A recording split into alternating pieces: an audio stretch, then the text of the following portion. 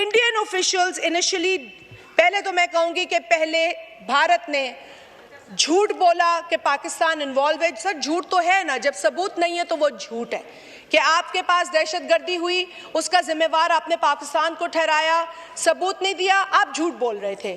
फिर आपने हमारी सिविलियन पॉपुलेशन पर अनप्रोवोक्ड अटैक किया और इंडियन ऑफिशियल्स, जब हमने उसका जवाब दिया सर, दिफा किया, तो इंडियन ऑफिशियल्स ने इनिशियली डिनाई किया कि their aircraft had been shot down, जबकि 5 जेट्स शूट डाउन हुए थे। फिर तो इंटरनेशनल मीडिया पर भी आ गया, हर जगह ये खबर उनके अपने मीडिया ने दिखाना शुरू किया, जिस पर मोदी गुस्सा हुए, उनकी सरकार गुस्सा हुई कि क्यों दिखा रहे हो ये पुर्जे जो जहाज पाकिस्तान ने गिराए हैं।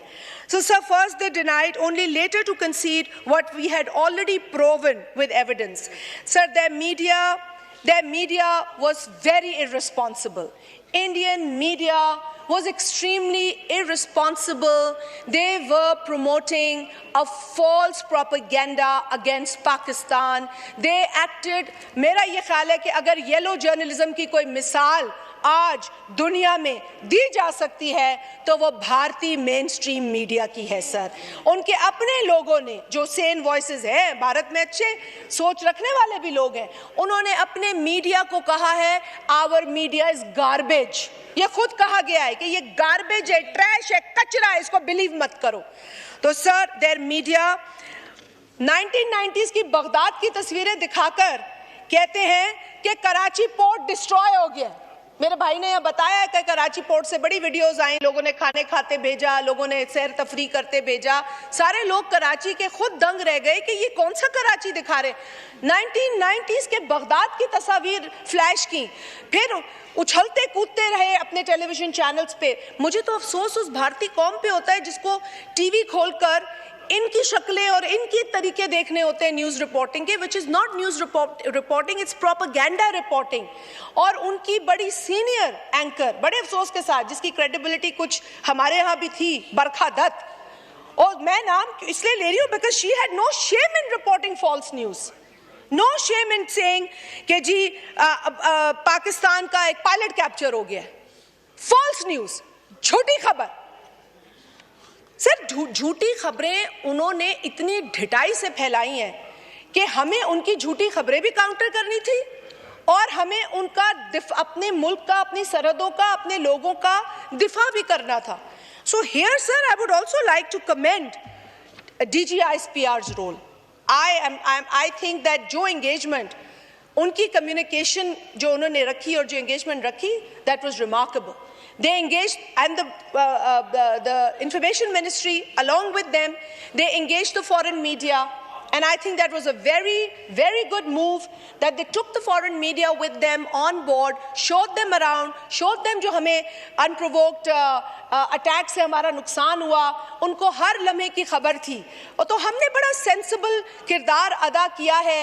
एंड सर ये बिल्कुल ज्यादती होगी कि अगर मैं मीडिया एंगेजमेंट में अपने चेयरमैन जनाब बिलावल भुट्टो जरदारी साहब का जिक्र ना करूं।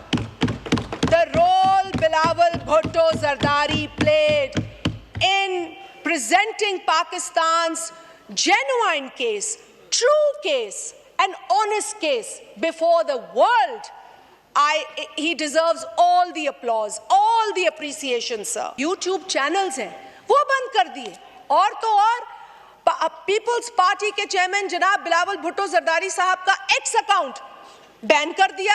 सच बोल रहे थे, जुर्रत से बोल रहे थे, उनका झूठ एक्सपोज कर रहे थे, तो वहां बैन कर दिए गए। फिर हमारी first lady honourable member of national assembly madam Aseefa Bhutto Zardari साहिबा का भी एक्स अकाउंट ब्लॉक कर दिया। We condemned it.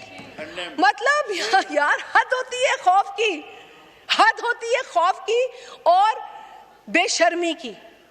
जो उन्होंने बेशर्मी दिखाई, फिर ये एजाज बाद में मुझे भी हासिल हो गया। It's okay to be banned in a country जहां झूठ प्रमोट हो रहा है, लेकिन it is not okay, it is not okay because the world has to see कि ये रोग स्टेट है। झूठी डेमोक्रेसी है भारत में, रोज मुसलमानों पर तशद्दुद हो रहा है, रोज माइनॉरिटीज के साथ ज्यादती हो रही है।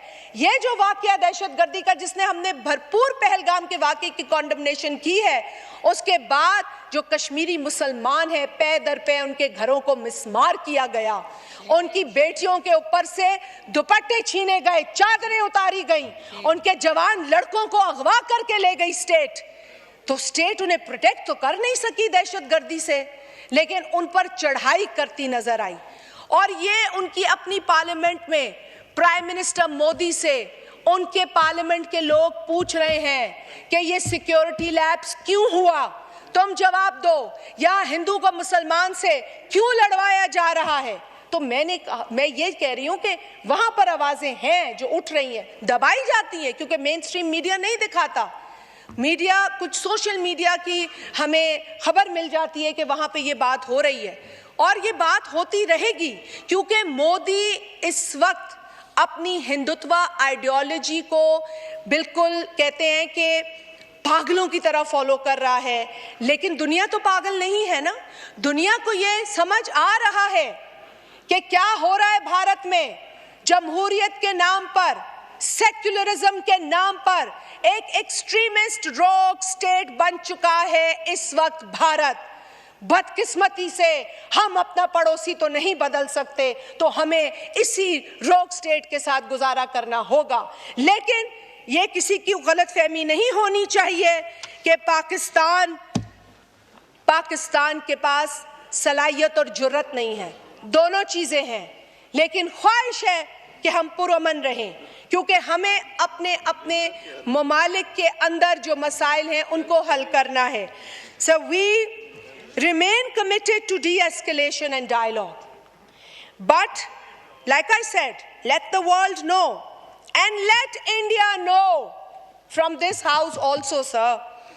If provoked again, Pakistan will respond with the same resolve, the same restraint and the same strength.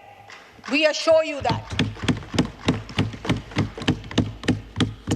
Sir, this is also a moment that demands more political unity, greater political unity.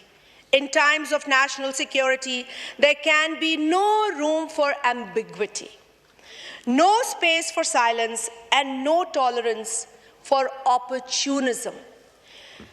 Sir, any individual or party that failed to stand with Pakistan during this time must answer to the people. क्योंकि अब लोग हमें देखेंगे, क्योंकि जो जज्बा आज पाकिस्तानी कौम में है, जो आज स्पिरिट पाकिस्तानी कौम में है, वो बड़े अरसे बाद है। हमारे बच्चे देखें, हमारे बच्चे जो क्रिकेट के अच्छे नताइज को तरसते रहे, आज इस कॉन्फ्लिक्ट में पाकिस्तान का अपर हैंड देखकर उन बच्चों का सीना चौड़ा हो गया है। So let's do it for our children,